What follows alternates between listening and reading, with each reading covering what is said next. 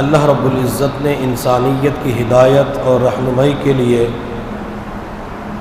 انبیاء کرام کا سلسلہ جاری فرمایا۔ تقریباً 1,24,000 کم و بیش انبیاء اللہ رب العزت نے انسانیت کی ہدایت اور رہنمائی کے لیے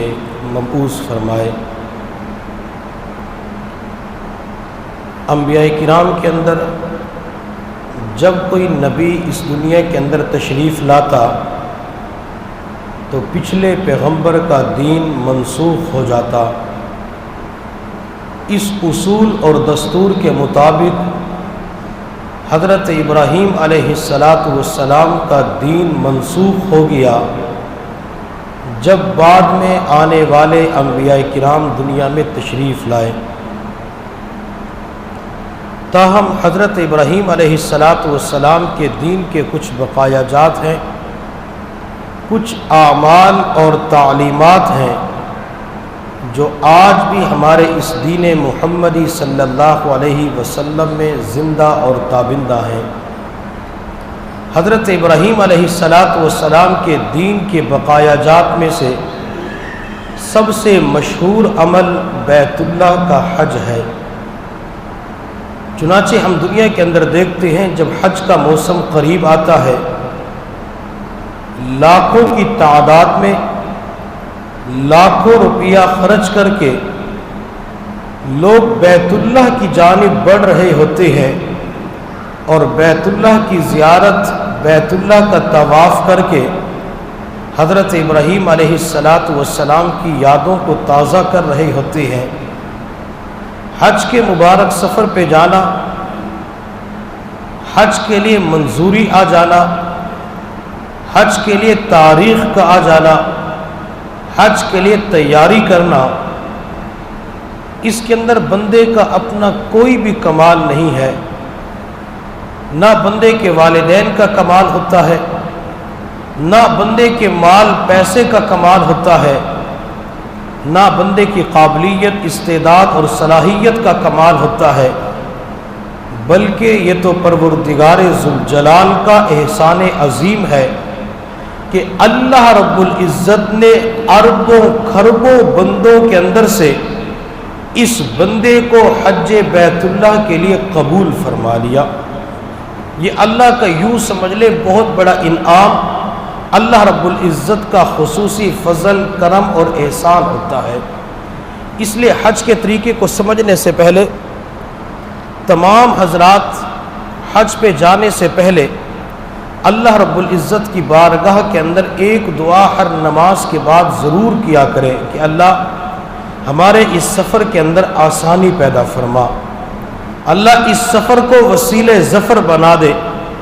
اگر حج کے سفر پہ جانے سے پہلے صرف ایک دعا کا اہتمام شروع کر دیا کہ اللہ اس مبارک سفر کے اندر آسانی فرما، تو اللہ تعالیٰ اس سفر کے اندر آسانی فرما دیتے ہیں۔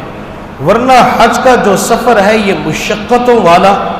قربانیوں والا، مجاہدوں والا سفر ہے۔ اس سفر کے اندر بندے کے اوپر پریشانی ضرور آتی ہے، اس سفر کے اندر بندے کے اوپر مشکلات اور تکلیف ضرور آتی ہے۔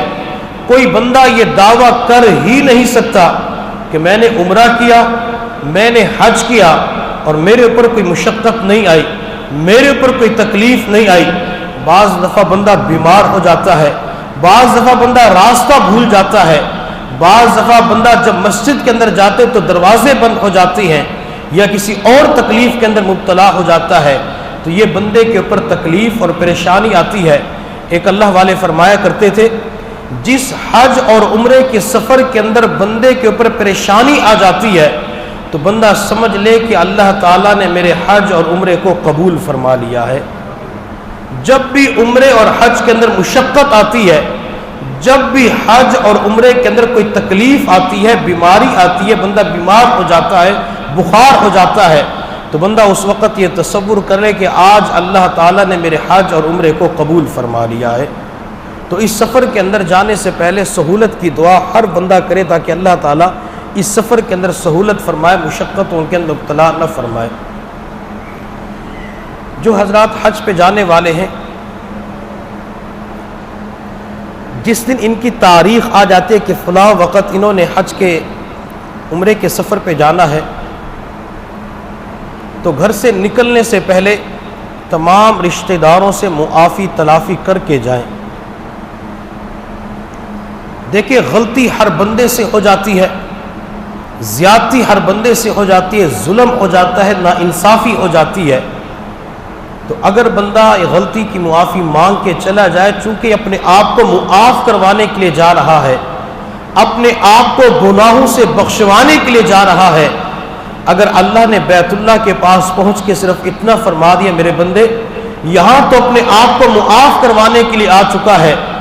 لیکن ملک پاکستان کے اندر حقوق العباد کو غصب کر کے آیا ہے، لوگوں کے حقوق کو دبا کے آیا ہے، لوگوں کے اوپر زیادتی کر کے آیا ہے، جب تو نے وہاں میرے بندوں کو معاف نہیں کیا، وہاں جن کا حق دبایا تھا ان سے معافی نہیں مانگی، جب تو نے وہاں معافی نہیں مانگی، لوگوں نے تجھے معاف نہیں کیا، تو میں بھی تجھے معاف نہیں کرتا۔ اگر اللہ نے بندے کو معاف نہ کیا، بیت اللہ کے پاس پہنچ کر بھی اس کے گناہوں کی مغفرت کا فیصلہ نہ ہوا، تو آخر یہ بندہ کس کے دروازے پہ جائے گا؟ اس بندے کے سامنے تو ایک ہی دروازہ ہے۔ اس لیے غلطی ہر بندے سے ہو جاتی ہے، اپنوں کے ساتھ بھی غلطی ہو جاتی ہے، غیروں کے ساتھ بھی ہو جاتی ہے۔ ہر بندے کو اپنا پتہ ہوتا ہے، میں نے کس کے ساتھ زیادتی کی ہے، میں نے کس کو ایذا پہنچائی ہے، میں نے کس کو تکلیف پہنچائی ہے۔ بندہ اس کے پاس جا کے صرف اتنا کہہ دے میرے بھائی اللہ نے مجھے مبارک سفر کے لیے قبول فرمایا ہے، مجھ سے غلطی ہو چکی تھی، میں آپ کے پاس معافی مانگنے کے لیے آیا ہوں۔ اگر بندہ معاف کر دیتا ہے یا مسکرا پڑتا ہے، آگے سے کہتا ہے کوئی بات نہیں، تو یہ بندے کی رضا کی ایک علامت ہوتی ہے۔ اس طریقے سے معافی مانگ کے جائیں گے تو اللہ تعالیٰ بھی معاف فرما دیں گے۔ لیکن اگر معافی مانگ کے نہ گئے، یا گھر کے اندر کوئی رشتہ دار معافی مانگنے کے لیے آیا، ہم نے اسے معاف نہ کیا، تو حضور صلی اللہ علیہ وسلم کے اس فرمان کو اپنے دل کی تختی کے اوپر نقش کر لیں۔ آپ صلی اللہ علیہ وسلم نے ارشاد فرمایا لا يدخل الجنت قاطع، قطع رحمی کرنے والا، رشتے ناطے توڑنے والا، بول چال ختم کرنے والا، یہ جنت کے اندر داخل نہیں ہو سکے گا۔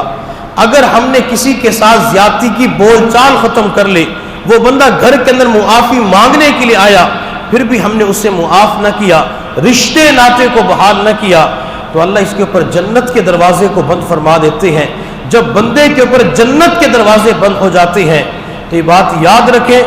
جو پروردگار دینا جانتا ہے وہ پروردگار لینا بھی جانتا ہے۔ جو پروردگار حج کے سفر پہ بلا سکتا ہے، وہ عین جب اس کی فلائٹ کا وقت قریب آ چکا ہے،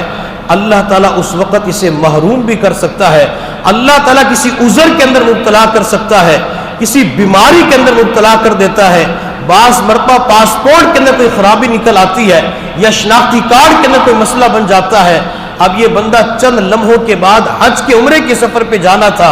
لیکن دنیا کے اندر کوئی ایسی غلطی کی، اللہ کی پکڑ آئی، اور اللہ تعالیٰ نے اس سال اس بندے کو حج سے محروم کر دیا۔ جو اللہ بلانا جانتا ہے وہ اللہ محروم کرنا بھی جانتا ہے، جو اللہ دینا جانتا ہے وہ اللہ لینا بھی جانتا ہے۔ اس لیے جب کوئی معافی مانگنے کے لیے جائے تو اسے معاف کر دے، رشتے ناطے ختم کر کے حج کے سفر پہ نہ جائے،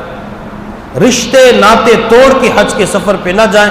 اگر اللہ کا قرب حاصل کرنا چاہتے ہیں،